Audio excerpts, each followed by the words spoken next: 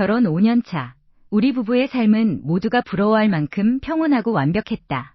강남 한복판에 자리 잡은 깔끔한 아파트. 매일 아침 향긋한 원두향과 함께 시작되는 여유로운 일상. 아내와 나는 큰 다툼 없이 서로의 루틴을 존중하며 살아왔다. 겉으로는 평화로운 수면 아래 내가 알아채지 못한 균열이 생기고 있다는 사실을 꿈에도 모른 채 말이다. 아내에게는 아주 확고한 루틴이 하나 있었다. 바로 매주 토요일 아침 6시면 어김없이 시작되는 골프 연습이었다. 프로만큼은 아니어도 제법 진지하게 취미를 즐기는 모습이 보기 좋았다. 나는 늘 잠결에 아내의 배웅을 받으며 그렇게 한 주를 시작하곤 했다. 어느 날 아내의 생일이 다가왔다. 특별한 선물이라도 주고 싶어 백화점 명품관을 한참을 기웃거렸다. 그러다 아내가 평소 눈여겨보던 브랜드의 세련된 지갑을 발견했다. 지갑을 고르며 문득 예전에 읽었던 기사가 떠올랐다. 요즘 세상이 워낙 흉흉하다 보니 소지품에 작은 위치 추적기를 넣어둔다는 이야기였다. 나는 아내를 위하는 마음이라는 명목하에 얇은 칩 형태의 위치 추적기를 주문했다. 아내에게 지갑을 건네던 날, 나는 짐짓 아무렇지 않은 척 웃으며 말했다. 자기야, 이번에 새로 나온 모델이야. 예쁘지? 그리고 이거 요즘 세상이 너무 위험하잖아. 혹시라도 잃어버리거나 무슨 일 생기면 바로 찾을 수 있게 내가 안에 작은 위치 추적기 하나 넣어뒀어. 그냥 내 마음이니까 안심하고 가지고 다녀. 아내는 순간적으로 표정이 굳어지는 듯 하더니 이내 능숙하게 미소를 지으며 내 품에 안겼다. 어머, 정말? 여보 진짜 꼼꼼하다니까. 나야 좋지, 고마워요. 그녀의 눈빛은 한없이 다정해 보였고 나는 그저 내가 아내를 얼마나 아끼는지 증명한 것 같아 뿌듯했다. 그렇게 모든 것이 완벽하게 돌아가고 있다고 믿었다. 지갑 속에 숨겨진 작은 칩이 우리 부부의 운명을 바꿔놓을 트리거가 되리라는 건 상상조차 하지 못한 채로 그렇게 며칠이 지나고 평소와 다를 바 없는 토요일 아침이 밝았다. 새벽 6시, 익숙한 알람 소리에 맞춰 아내가 일어나 준비를 마쳤다. 거울 앞에서 꼼꼼히 매무새를 다듬는 그녀의 뒷모습을 보며 나는 다시 잠을 청하려 했다. 오늘도 연습 열심히 하고 하라고 나지막이 인사하며 나는 다시 이불을 머리끝까지 덮었다. 아내의 차가 주차장을 빠져나가는 엔진 소리가 아득하게 들려왔다. 느지막이 눈을 뜬 오전 9시, 습관처럼 스마트폰을 확인했다. 아내가 골프장에 잘 도착했는지 지갑은 잘 챙겼는지 확인하려던 내 손가락이 무심코 추적 앱을 클릭했다. 화면 위에 표시된 지도는 평소 익숙한 골프장으로 향하는 경로가 아니었다. 중심가에서 한참을 벗어난 지도상에서도 인적이 드물어 보이는 낯선 외곽의 한적한 도로를 가리키고 있었다. 내 눈을 의심하며 지도를 확대했다. 파란 점은 멈춰 있었다. 골프 연습장이 아닌 도시 외곽에 덩그러니 놓인 이름 모를 낡은 건물의 주차장. 그곳은 결코 골프를 칠 수 있는 장소가 아니었다. 순간 심장이 쿵 내려앉았다. 심장이 비정상적으로 빠르게 뛰기 시작했다. 대체 왜 그녀가 이 시간에 이런 곳에 있는 걸까? 손끝이 파르르 떨려왔다. 화면 속에 멈춰버린 파란 점이 마치 우리 부부의 모든 진실을 가리키는 시한폭탄처럼 보였다. 나는 차 키를 챙겨들고 억눌린 신음과 함께 현관문 밖으로 뛰쳐나갔다. 무언가 잘못되어도 단단히 잘못되었다는 예감이 등줄기를 타고 서늘하게 파고들었다. 결혼 5년 차, 우리의 일상은 마치 잘 짜여진 시계태엽처럼 정확하게 맞물려 돌아가고 있었다. 아내의 주말 골프 연습과 나의 정적인 취미 생활은 서로의 영역을 침범하지 않으면서도 안정적인 조화를 이루었다. 하지만 그 평화로운 일상에 아주 미세한 균열이 가기 시작한 것은 내가 선물했던 지갑 속에 몰래 GPS 추적기를 넣어둔 그날 이후부터였다. 나는 차분하게 아주 천천히 그 균열의 끝을 쫓아가기로 마음먹었다. 어느 날 저녁이었다. 평소보다 30분 정도 일찍 퇴근해 차에 올라탄 나는 운전석에 앉자마자 코끝을 찌르는 낯선 향기를 맡았다. 아주 진하고 묵직한 우디 계열의 향수 냄새였다. 나는 평소 향수를 쓰지 않고 아내가 쓰는 은은한 플로럴 계열의 향수와는 전혀 다른 종류의 냄새였다. 차 안을 가득 채운 그 낯선 향기는 마치 누군가가 내 개인적인 공간에 침범해 흔적을 남긴 것만 같아 불쾌한 이질감을 주었다. 나는 짐짓 아무렇지 않은 척 창문을 열어 환기를 시키며 최근 아내가 차를 빌려 타고 나갔던 날들을 머릿속으로 더듬어 보았다. 그날 밤 아내는 평소보다 2시간이나 늦게 귀가했다. 현관문이 열리고 들어온 아내의 얼굴에는 피곤함이 역력했다. 자기야, 미안해. 갑자기 팀 프로젝트가 엎어지는 바람에 야근을 좀 했어.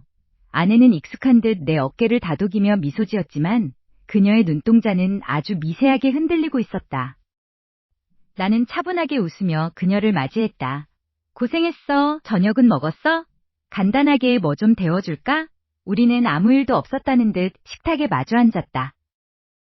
저녁 식사 내내 아내의 휴대폰은 쉴 새 없이 진동했다. 그녀는 휴대폰이 울릴 때마다 화면을 힐끔 확인한 뒤 아주 짧게 화면을 몇 번 두드리고는 이내 뒤집어 놓았다. 대화 중간중간 그녀가 보여준 그 짧고도 치밀한 동작들은 5년 동안 봐왔던 아내의 행동 패턴과는 명백히 달랐다. 예전 같았으면 내 앞에서 거리낌 없이 휴대폰을 확인하거나 웃으며 메시지 내용을 공유했을 텐데 지금의 그녀는 마치 누군가의 눈치를 보는 사람처럼 행동하고 있었다. 나는 조용히 숟가락을 움직이며 그런 그녀의 모습을 관찰했다. 내 심장 박동은 평소보다 조금 더 빠르게 뛰고 있었지만 표정만큼은 완벽하게 무장한 채였다. 그녀가 무심코 휴대폰을 뒤집어 놓는 그 찰나의 순간 나는 그 뒤에 숨겨진 서늘한 진실이 서서히 수면 위로 떠오르고 있음을 직감했다. 나 잠깐 씻고 올게. 너무 피곤하다. 아내가 짧은 한숨을 내쉬며 안방 화장실로 들어갔다. 그녀가 씻는 소리가 들려오기 시작하자 거실 소파 위에 무심하게 놓여있던 아내의 휴대폰이 눈에 들어왔다. 화장실 문이 닫히는 소리와 동시에 나는 마치 자석에 이끌리듯 휴대폰 앞으로 다가갔다. 액정은 아직 어두운 상태였다. 나는 조심스럽게 화면을 터치해보았다. 휴대폰은 이미 잠금 해제된 상태였다. 그녀는 안심한 듯 했겠지만 그 안에는 치명적인 빈틈이 있었다. 그녀는 다급하게 통화 기록을 하나씩 삭제하고 있었다. 목록이 하나씩 사라질 때마다 내 가슴 속에는 차가운 돌덩이 하나가 내려앉는 것 같았다. 그런데 바로 그 순간 다시 한번 휴대폰 화면이 환하게 밝아졌다. 메시지 알림이 하나 떠올랐다. 그것은 단순히 문자 메시지가 아니었다. 캘린더 앱에서 연동된 일정 알림이었다. 알림, 20분에 79시 호텔 그랜드, 미팅 예약 완료 호텔 그랜드, 그리고 미팅. 익숙한 상사의 이름은 보이지 않았지만 그 낯선 알림은 마치 내 머리를 둔기로 내리치는 것 같은 충격을 주었다. 그 순간 화장실 문 쪽에서 찰랑거리는 물소리가 멈추었다. 등 뒤에서 느껴지는 서늘한 공기와 함께 나는 그녀가 곧 문을 열고 나올 것이라는 사실을 깨달았다. 심장이 터질 듯 요동쳤지만 나는 필사적으로 숨을 고르며 휴대폰 화면에서 시선을 떼지 못했다. 발소리가 점점 가까워지고 있었다. 나는 이제 막 시작된 이 지독한 연극의 다음 막이 무엇을 의미하는지 온몸으로 예감할 수 있었다. 아내의 외출은 이제 나에게 일상이 아닌 거대한 수수께끼를 풀어야 하는 숙제가 되었다. 거실 벽시계가 정오를 넘어가고 있었다. 평소처럼 골프 연습장에 다녀오겠다며 나간 아내는 오늘도 어김없이 화려한 골프웨어 차림으로 현관문을 나섰다. 하지만 내 눈에는 그 단정한 옷차림 뒤에 숨겨진 서늘한 거짓말이 보였다. 식탁 위에 놓인 그녀의 가방을 살짝 뒤져보았다. 한 장에서 내가 선물했던 지갑 안쪽 작은 지퍼 틈새에 숨겨둔 위치 추적기는 묵묵히 그녀의 경로를 기록하고 있었다. 그리고 그 안에서 구겨진 영수증 하나를 발견했다. 강남구 청담동 파인다이닝 레스토랑. 어제 분명 그녀는 회사 동료들과 강북의 한 한식당에서 회식을 했다고 했었다. 영수증에 찍힌 시간은 밤 10시 30분. 그녀가 집에 돌아와 피곤하다며 곧장 잠자리에 들었던 바로 그 시각이었다. 심장이 쿵 하고 내려앉았다. 손끝이 가늘게 떨려왔다. 단순히 바람이라고 치부하기엔 그녀의 행동은 너무나 치밀했고 계획적이었다. 도대체 누구와 그곳에서 식사를 했던 걸까? 설마 매번 나에게 권위적인 태도로 일관하던 그 부장이었을까? 상상만으로도 구역질이 올라왔다. 나는 애써 침착함을 유지하며 영수증을 원래 있던 자리에 넣었다. 이제는 단순한 직감을 넘어 확실한 증거가 필요했다. 아내가 돌아오기까지는 시간이 좀 남았다. 나는 현관문을 잠그고 서둘러 차고로 향했다. 그녀의 차는 어제 저녁 지하 주차장에 들어온 이후로 움직이지 않았다. 나는 트렁크 쪽에 설치된 블랙박스 단말기를 열어 메모리 카드를 추출했다. 손바닥 안에 들어온 작은 칩 하나가 내 결혼 생활의 모든 진실을 담고 있다는 사실이 아이러니했다. 방으로 돌아와 노트북을 켰다. 긴장감 때문인지 키보드를 누르는 손가락에 땀이 맺혔다. 재생 버튼을 누르자 익숙한 그녀의 목소리가 스피커를 타고 흘러나왔다. 누군가와 통화하는 듯 했다. 오늘 저녁 언제나처럼 그곳에서 봐요. 남편은 골프 연습 가는 줄 알 테니까 안심해도 돼요. 그 말을 내뱉는 아내의 목소리는 너무나 해맑고 가벼웠다. 화면 속 그녀는 백미러를 보며 미소 짓고 있었다. 영상은 다음 장면으로 넘어갔다. GPS상으로 골프장 근처라고 표시되어야 할 시간대였다. 그러나 화면 속의 차는 전혀 다른 방향으로 달리고 있었다. 낯선 외곽의 한 리조트 주차장. 익숙한 검은색 세단이 그 옆에 나란히 주차되었다. 내 직장 상사이자 지난번 회식 자리에서 아내에게 노골적인 시선을 던지던 그 부장의 차였다. 영상이 끊길 듯 이어지며 차 안에서 두 사람이 함께 내리는 장면이 선명하게 기록되었다. 나는 마른 침을 삼키며 화면을 뚫어지게 응시했다. 차에서 내린 아내가 자연스럽게 부장의 팔짱을 꼈다. 부장은 아내의 허리를 감싸 안으며 리조트 로비로 발걸음을 옮겼다. 평소 회사에서는 엄격하고 권위적인 태도로 나를 압박하던 그 남자의 입가에 내 아내를 향한 만족스러운 미소가 번져 있었다. 뒤통수를 세게 얻어맞은 듯 정신이 아득해졌다. 지금까지 아내가 말했던 야근, 출장, 골프라는 모든 단어가 사실은 그와 함께하기 위한 변명에 불과했다는 것이 증명되는 순간이었다. 증거는 명확했다. 이제 어떻게 해야 할까? 감정을 터뜨리며 당장이라도 달려가 그들의 파렴치한 관계를 무너뜨릴 것인가, 아니면 이 증거를 더 모아 완벽하게 그들을 벼랑 끝으로 몰아넣을 것인가. 노트북 화면 속에서 두 사람은 리조트 객실로 향하는 엘리베이터에 올랐다. 화면 속의 시간이 멈추듯 내 사고도 멈춰버렸다. 그때 현관문에서 도어락이 해제되는 소리가 들려왔다. 자기야, 나왔어. 아내의 맑고 상냥한 목소리가 거실을 울렸다. 나는 급히 노트북을 닫고 벌떡 일어나 거실로 나갔다. 손에 든 메모리 카드의 온기가 내 손바닥을 달구고 있었다. 지금 내 앞에 서 있는 이 여자는 방금까지 다른 남자의 품에 안겨 있었던 그 여자와 동일 인물인가? 나는 가면을 쓴 채 억지로 입꼬리를 올리며 그녀를 맞이했다. 하지만 내 눈빛은 이미 그녀의 뒤에 숨겨진 추악한 진실을 꿰뚫고 있었다. 이제 더 이상 물러설 곳은 없었다. 아내의 차 블랙박스 영상을 확인하기 위해 노트북을 켜는 순간 심장이 터질 듯이 요동쳤다. 손끝이 미세하게 떨렸다. 혹시나 하는 기대감과 아니길 바라는 절박함이 뒤섞인 복잡한 감정이었다. 지난 몇 달간 그녀가 보여준 완벽한 연기가 사실은 거대한 거짓말 위에 세워진 성벽이었다는 사실을 확인하는 과정은 생각보다 훨씬 고통스러웠다. 나는 숨을 깊게 들이마시고 어제 그녀가 골프 연습을 다녀온 시간대의 영상을 재생했다. 화면 속에서 아내는 익숙한 동작으로 차를 몰고 나갔다. 평소와 다를 바 없는 일상적인 모습이었다. 하지만 도착한 곳은 골프장이 아니었다. 교외에 한적한 폐쇄된 지 오래된 쇼핑몰 뒷골목 주차장이었다. 낡은 콘크리트 벽 뒤편으로 숨어든 차 안에서 아내는 엔진을 끄고 누군가를 기다리는 듯했다. 10분쯤 지났을까? 검은색 세단 한 대가 미끄러지듯 다가와 그녀의 차 옆에 멈춰섰다. 나는 숨조차 쉬지 못한 채 화면을 응시했다. 차 문이 열리고 한 남자가 내렸다. 그는 훤칠한 키에 맞춤 정장을 입고 있었다. 영상의 화질이 다소 거칠었기에 그의 얼굴은 역광과 그림자 때문에 명확하게 식별되지 않았다. 하지만 그 실루엣은 너무나도 익숙했다. 회사에서 매일 마주하던 나를 압박하던 그 권위적인 뒷모습. 아내는 차에서 내려 그에게 다가갔다. 평소 집에서 나를 보며 짓던 그 기계적인 미소가 아니었다. 훨씬 더 자극적이고 치명적인 낯선 여자의 표정이었다.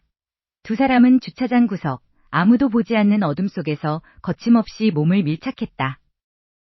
아내가 그의 넥타이를 거칠게 잡아당기자 남자는 그녀의 허리를 강하게 껴안았다. 동료 사이에서는 절대 있을 수 없는 명백하고 노골적인 애정 행각이었다. 모니터 너머로 보이는 그들의 은밀한 접촉을 보고 있자니 구역질이 올라왔다. 아내의 손길 하나하나가 내 가슴을 갈기갈기 찢어놓는 듯했다.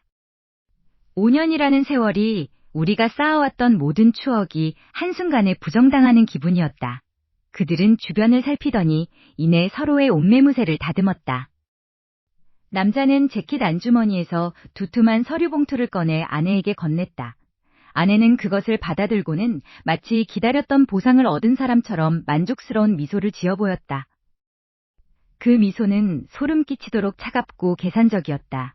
사랑 때문에 저지른 실수가 아니라 철저히 계획된 배신이라는 것을 단번에 알 수 있었다. 그녀는 단순히 외도를 즐기는 것이 아니었다. 무언가 더 큰 목적을 위해 나를 속이고 자신의 상사를 이용해 게임을 벌이고 있는 것이 분명했다. 영상을 멈추고 나는 멍하니 허공을 응시했다. 봉투 속에 든 것이 무엇인지, 그들이 대체 무슨 일을 꾸미고 있는지 파악해야 했다. 아내는 여전히 거실 밖에서 아무 일도 없다는 듯이 콧노래를 부르며 저녁 준비를 하고 있었다. 그 천연덕스러운 연기가 이제는 더 이상 참을 수 없을 만큼 혐오스러웠다. 내 손에 쥐어진 이 증거들은 이제 시작에 불과했다. 나는 노트북을 닫고 천천히 자리에서 일어났다.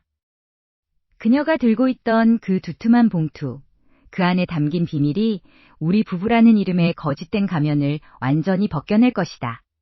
이제 나는 더 이상 당하고만 있는 남편이 아니었다. 복수의 칼날을 갈 시간이었다. 토요일 아침 거실을 가득 채운 정적은 평소보다 훨씬 무겁게 느껴졌다. 아내는 골프 가방을 챙기며 평소처럼 거울 앞에서 옷매무새를 다듬고 있었다. 나는 소파에 앉아 팽팽하게 당겨진 활시위 같은 심장을 억누르며 그녀의 뒷모습을 뚫어지게 응시했다.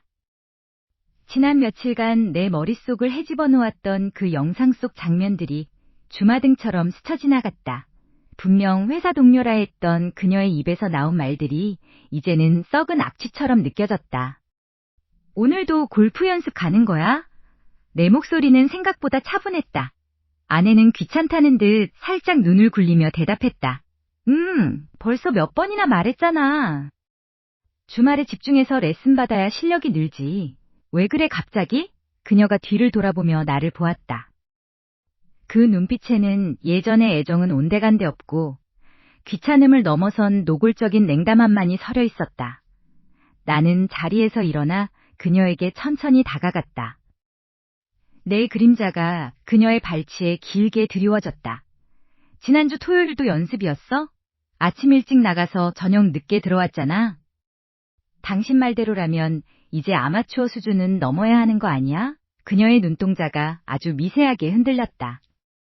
하지만 그것도 잠시 그녀는 이내 어이없다는 듯 헛웃음을 내뱉으며 팔짱을 꼈다. 와, 진짜 지긋지긋하다. 당신 요즘 왜 이렇게 사람을 숨막히게 해? 내가 무슨 죄라도 지었어? 그냥 운동 좀 하겠다는데 그걸 매번 의심하고 감시하는 거야? 정말 당신 같은 의처증 환자랑 사는 게 얼마나 고통스러운지 알아? 그녀의 목소리가 점점 높아졌다. 마치 자신이 피해자인 양 나를 속이 좁고 이기적인 남편으로 몰아붙이는 그 능숙한 화법에 소름이 끼쳤다. 그녀는 내가 선물했던 그 지갑을 탁자 위에 거칠게 내려놓았다.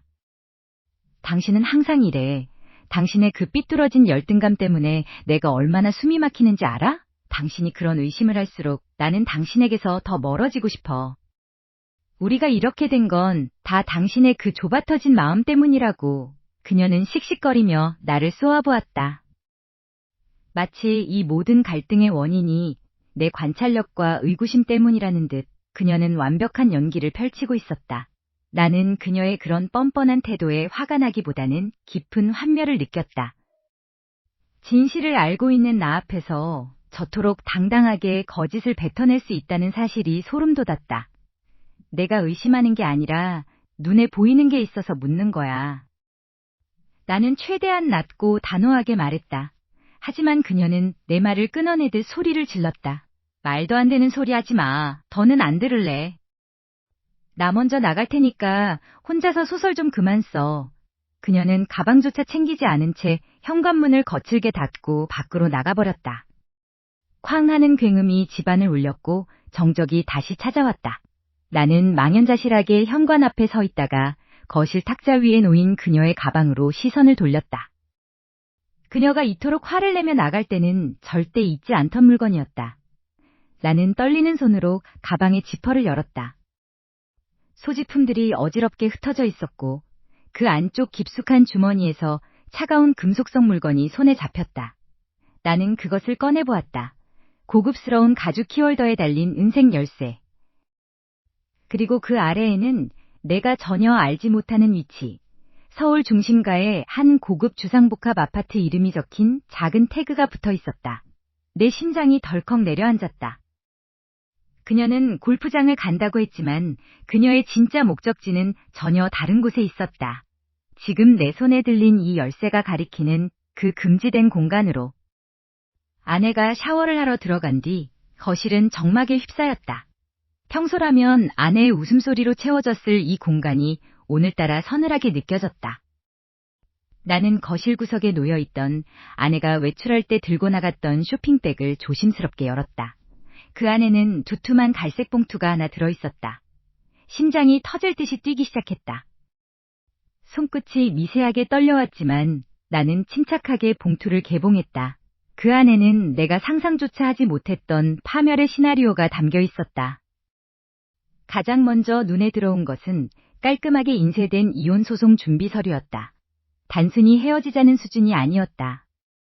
위자료 청구액, 양육권 문제, 그리고 재산 분할에 관한 구체적인 법률 조항들이 붉은 펜으로 강조되어 있었다. 아내는 지난 몇 달간, 아니 어쩌면 우리가 행복하다고 믿었던 지난 몇 년간 이 이별을 치밀하게 준비해왔던 것이다. 서류의 구석에는 아내의 필체로 D-Day라고 적힌 날짜가 찍혀 있었다. 그 날짜는 바로 다음 달, 우리의 결혼 기념일이었다. 서류를 더 넘기던 내 눈이 멈췄다. 그곳에는 불륜 상대와 주고받은 메신저 대화 캡처본이 첨부되어 있었다. 사진 속에는 낯익은 얼굴이 있었다. 옅은 미소를 짓고 있는 남자는 다름 아닌 내 직속 상사 부장님이었다. 그는 평소 회사에서 나에게 너는 내 오른팔이다 라며 어깨를 두드리던 사람이었다. 심지어 그는 최근 아내의 부서 이동과 승진 심사에 영향력을 행사하고 있었다. 나는 그를 신뢰했고 그 또한 나를 챙겨준다고 생각했다. 그런데 내 아내의 몸을 안고 내 가정을 무너뜨릴 계획을 짜고 있던 장본인이 바로 그였다니. 분노가 머리끝까지 치밀어 올랐지만 나는 억지로 숨을 고르며 서류를 계속 넘겼다. 그의 이름이 언급된 전략 계획서는 내 머리를 멍하게 만들었다. 그들은 단순히 나를 떠나는 것이 목표가 아니었다. 아내는 상사와 함께 내 경제적 기반을 완전히 허물 계획을 세우고 있었다. 내가 회사 생활을 하며 묵묵히 쌓아온 모든 것들이 그들의 타겟이었다. 문서의 마지막 장을 넘기던 나는 헛웃음을 칠 수밖에 없었다. 거기에는 내가 지난 5년간 한 푼 두 푼 모아왔던 비상금 계좌와 퇴직금 정산 내역이 상세히 적혀 있었다. 아내는 이혼과 동시에 내 이름으로 된 모든 계좌를 동결시키고 법적 허점을 이용해 내 퇴직금을 위자료 명목으로 전액 가로챌 계획을 세우고 있었다. 단 한 푼의 여유도 없이 나를 길거리로 내몰겠다는 뜻이었다. 나는 차가운 바닥에 주저앉아 그 종이들을 움켜쥐었다. 내 사랑과 신뢰는 그들에게 그저 착취하기 좋은 먹잇감에 불과했다. 샤워기 소리가 멈추고 화장실 문이 열리는 소리가 들렸다. 나는 급히 서류를 봉투에 집어넣고 아무 일 없었다는 듯 가슴속에서 타오르는 증오를 감춘 채 고개를 들었다. 이제 연극은 끝났다. 다음은 내가 그들의 계획을 산산조각 낼 차례였다. 퇴근길의 공기는 유난히 무겁고 축축했다. 현관문을 열자마자 느껴지는 낯선 정적, 그리고 식탁 위에 올려진 하얀 봉투 하나가 내 시선을 낚아챘다. 아내는 거실 소파에 앉아 다리를 꼰 채 태블릿 PC를 만지고 있었다. 내가 들어오는 기척에도 그녀는 고개조차 들지 않았다. 차가운 냉기가 거실을 가득 메웠다. 왔어? 거기 둔 서류 이번 주 안으로 정리해서 도장 찍어놔. 아내의 목소리는 마치 비즈니스 미팅을 하는 것처럼 건조했다. 나는 묵묵히 다가가 봉투를 열었다. 그 안에는 재산분할 합의서와 이혼 서류가 담겨 있었다. 그저 형식적인 문서가 아니었다. 지난 몇 년간 우리가 쌓아온 모든 것을 그녀의 방식대로 갈기갈기 찢어놓겠다는 선언문 같았다. 이게 지금 뭐 하는 거야? 내가 낮게 깔린 목소리로 묻자 그녀는 그제야 천천히 고개를 들었다. 그녀의 눈빛에는 일말의 죄책감도 없었다. 오직 나를 어떻게든 굴복시키겠다는 도끼만이 서려 있었다. 당신 아직 상황 파악이 안 돼? 당신이 요즘 회사에서 얼마나 위태로운지 알아? 내 남자가 누군지, 그 사람이 당신의 커리어를 어떻게 흔들 수 있는지 아직도 모르겠냐고. 그녀는 자리에서 일어나 내 앞으로 다가왔다. 그리고는 자신의 휴대폰 화면을 내 눈앞에 들이밀었다. 화면에는 익숙한 커뮤니티 게시판의 글들이 떠 있었다. 남편의 상습적인 폭언과 가정폭력, 숨겨진 실체, 나를 지칭하는 허위 사실들이 교묘하게 편집된 사진들과 함께 나열되어 있었다. 이거 게시 버튼 하나면 끝이야. 당신 회사 게시판부터 시작해서 당신 인맥 전부에게 공유할 수 있어. 당신이 정말로 무능하고 폭력적인 사람이라는 낙인. 한 번 찍히면 되돌릴 수 없는 거 알지? 조용히 서류에 도장 찍어. 그러면 이건 그냥 해프닝으로 덮어줄 테니까. 그녀의 치밀함에 헛웃음이 나왔다. 내가 아무것도 모른다고 생각하는 모양이었다. 나는 그녀가 숨기고 있는 그 비겁한 연극의 결말을 이미 알고 있었다. 그녀의 뒤에 숨어 조종하는 그 오만한 상사 최 팀장. 두 사람은 내가 멍청하게 당하기만 할 것이라 확신하고 있었다. 너희 둘이 참 잘 어울려. 쓰레기 같은 방식까지 똑같네. 내가 뱉은 말에 아내의 표정이 순간 일그러졌다. 하지만 그녀는 곧바로 비열한 미소를 지으며 나를 비웃었다. 그래, 알고 있으면 더 쉽겠네. 당신이 무슨 증거를 가지고 있든 그건 휴지 조각이야. 이 바닥에서 누가 당신 말을 믿어줄 것 같아? 내 남자는 당신의 상사야. 당신의 운명을 쥐고 있는 사람이라고. 그 사람의 권력이 얼마나 막강한지 이번에 제대로 맛보게 될 거야. 그녀의 말은 사실이었다. 적어도 표면적으로는. 하지만 그녀는 몰랐다. 내가 이미 그들의 은밀한 대화와 금전거래 내역, 그리고 그들이 파놓은 덫을 고스란히 기록하고 있다는 것을. 나는 그녀와 눈을 맞추며 최대한 차분함을 유지했다. 지금 여기서 감정을 폭발시키는 것은 하수나 하는 짓이다. 그래, 어디 한번 해봐. 내가 어떻게 나오는지 지켜보라고. 나는 서류를 식탁 위에 던져두고 안방으로 들어갔다. 방문을 닫고 침대에 걸터앉아 심장이 미친 듯이 뛰기 시작했다. 분노가 아니라 이제 곧 그들의 가면을 완전히 벗겨버릴 수 있다는 희열 때문이었다. 그때 주머니 속에서 진동이 울렸다. 회사 메신저가 아닌 개인 휴대폰이었다. 화면을 확인하자 낯익은 번호와 함께 최 팀장의 메시지가 도착해 있었다. 김대리, 오늘 집에 가서 와이프랑 재밌는 시간 보냈나? 내 제안 다시 한번 잘 생각해보라고. 회사 내에서 당신 자리 하나 없애는 건 나한테 식은 죽 먹기야. 헛수고하지 말고 순순히 물러나는 게 좋을걸? 당신 같은 놈이 나한테 뭘 어쩌겠어. 주제 파악 좀 하지 그래? 회사 건물 앞. 나는 평소보다 훨씬 차분한 마음으로 로비의 회전문을 통과했다. 내 걸음걸이에는 미동도 없었다. 아내와 그 남자가 나를 부른 곳은 회사 본사 15층에 위치한 상사의 개인 집무실이었다. 굳이 내 일터까지 찾아와 공개적인 망신을 주려 한 그들의 치밀한 계산이 훤히 들여다보였다. 나는 엘리베이터가 15층에 멈추길 기다리며 거울 속에 내 얼굴을 보았다. 조금도 떨리지 않았다.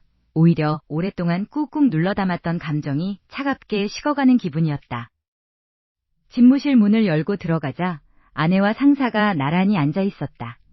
아내는 나를 보자마자 비웃음 섞인 표정으로 서류 봉투를 책상 위로 밀어냈다. 아직도 정신 못 차렸어? 당신이 지금 무슨 짓을 하고 있는지 알긴 해? 오늘 당장 이혼 도장 안 찍으면 당신 인생이 어떻게 망가지는지 직접 보여줄게. 가정을 지키지 못한 무능한 남편이라는 낙인, 여기 회사 동료들한테 퍼뜨리는 건 일도 아니야. 상사는 팔짱을 낀 채 권위적인 눈빛으로 나를 내려다보며 덧붙였다. 자네, 상황 파악이 안 되나 본데? 아내분은 나랑 미래를 약속한 사이야. 당신 같은 평범한 사람이 감당할 수 있는 수준이 아니라는 걸 인정하고 조용히 물러나. 억울하면 증거라도 가져오든가. 그들의 목소리에는 승자의 여유가 가득했다. 그들은 내가 아무런 패도 쥐고 있지 않다고 철석같이 믿고 있었다.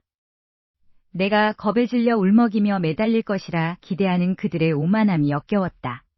나는 조용히 그들 앞에 의자를 당겨 앉았다. 증거요? 아, 그게 왜 없겠습니까?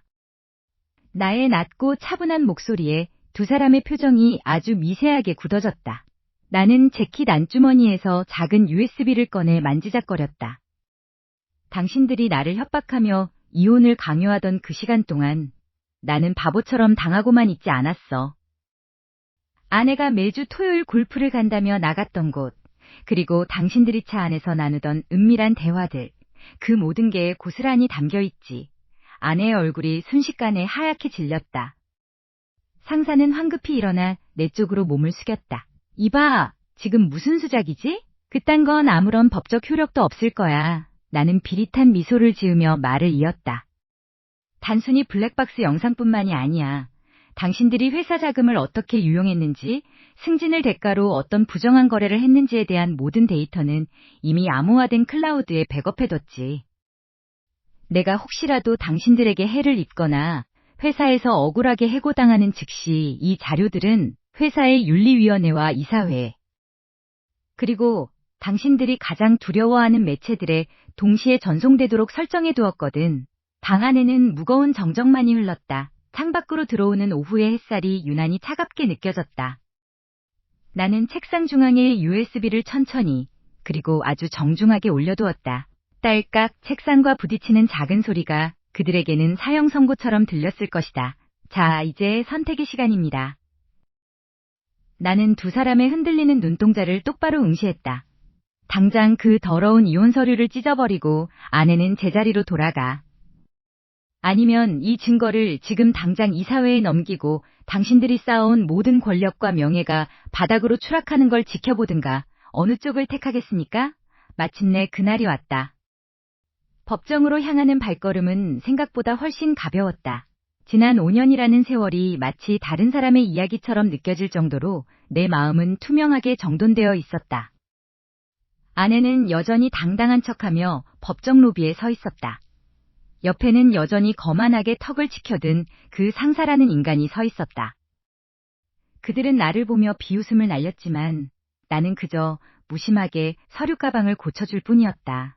이제 곧 모든 가면이 벗겨질 시간이었다. 재판이 시작되자마자 전세는 완전히 뒤집혔다. 나는 단순한 이혼 소송이 아니라 아내와 그 상사가 공모하여 내 재산을 불법적으로 편취하려 했던 정황이 담긴 방대한 증거자료를 제출했다. 그들이 나를 상대로 협박했던 음성녹음본, 교묘하게 작성된 재산분할 합의서의 위조 흔적, 그리고 그들이 주고받았던 추악한 메신저 대화 기록들이 판사 앞에 놓였다. 아내의 얼굴이 순식간에 창백하게 질리는 것을 보았다. 상사라는 작자는 당황하며 횡설수설하기 시작했지만 이미 돌이킬 수 없는 강을 건넌 뒤였다. 그들의 계획적인 배신은 치밀했으나 그 치밀함 자체가 곧 그들을 파멸로 이끄는 증거가 되었다. 법정을 나서는 길, 사람들의 웅성거림이 들려왔다. 아내는 이미 회사에서 징계 위기에 처했다는 소식과 함께 사내 메신저를 통해 그들의 부적절한 관계와 횡령 모의가 전 직원에게 폭로되었다는 사실이 전해졌다. 화려했던 그녀의 커리어는 한순간에 무너져 내리고 있었다. 이기심으로 쌓아올린 모래성은 작은 파도에도 속절없이 휩쓸려 나가는 법이다. 나는 뒤도 돌아보지 않고 법원을 떠났다. 그토록 숨막히던 5년의 굴레가 완전히 끊어지는 순간이었다. 낯선 공기가 폐부 깊숙이 들어왔다. 비로소 온전한 나 자신으로 돌아온 기분이었다. 차에 올라타 창문을 열자 시원한 바람이 얼굴을 스쳤다. 모든 것이 끝났다. 복수라는 감정조차 희미해지고 그저 허탈함과 함께 밀려오는 해방감이 나를 감쌌다. 이제 나는 아무것도 가진 것이 없는 상태에서 다시 시작해야 한다. 하지만 두렵지는 않다. 거짓으로 가득 찼던 공간을 떠나 진실이 있는 곳으로 발걸음을 옮길 준비가 되었으니까.